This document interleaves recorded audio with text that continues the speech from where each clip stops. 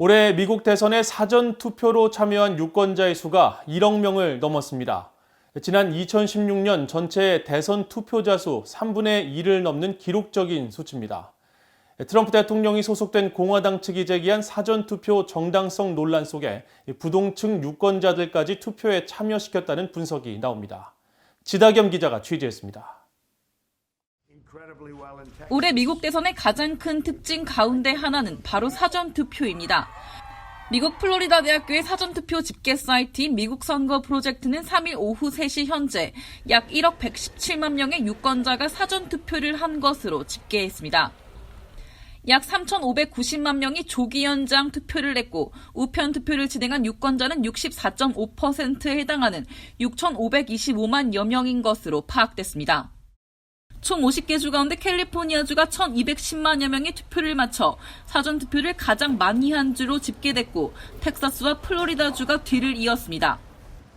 미국 선거 프로젝트는 사전투표를 한 유권자 수가 지난 2016년 대선 총투표자의 약 73.4%, 3분의 2 이상을 차지했다고 설명했습니다.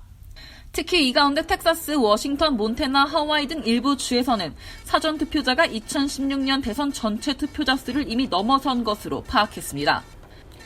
사전투표를 집계한 플로리다 대학교의 마이크 맥도날드 교수는 지난 1일 분석 자료를 통해 이번 대선에서 기록적인 투표율을 목격할 수 있을 것이라고 예측하면서 유권자로 등록 가능한 2억 3,900만 명 중 67%에 해당하는 1억 6,020만 명이 대선 투표에 참여할 것으로 내다봤습니다.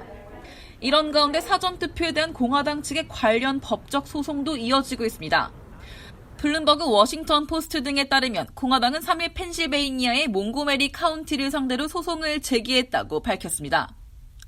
공화당은 몽고메리 카운티 당국자들이 선거일 전 우표 투표 용지 개표를 불법적으로 허용했으며 적어도 1,200명이 불량 투표지를 제출한 혐의를 제기한 것으로 알려졌습니다.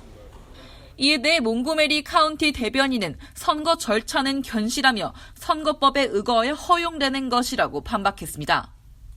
공화당 측은 특히 펜실베이니아와 노스캐롤라이나 주에서 각각 선거일 3일 9일까지 도착하는 우편 투표도 개표에 포함하는 것을 허용한 대법원 결정을 비난해왔고 트럼프 대통령은 법적 대응을 시사하기도 했습니다.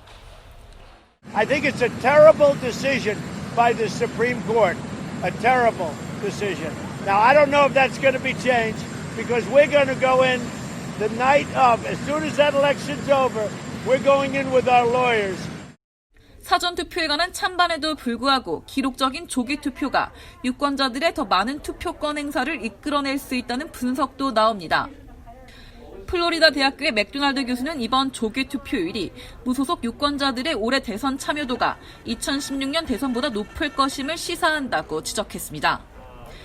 또 더 젊고 유색인종이며 간헐적으로 투표하는 경향의 사람들은 투표율이 높을 때 더 많은 참여를 기대할 수 있다면서 그들의 참여 증대는 단순한 당파적 차이를 넘어 선거 결과에 중요한 기여를 할 수 있을 것이라고 예측했습니다.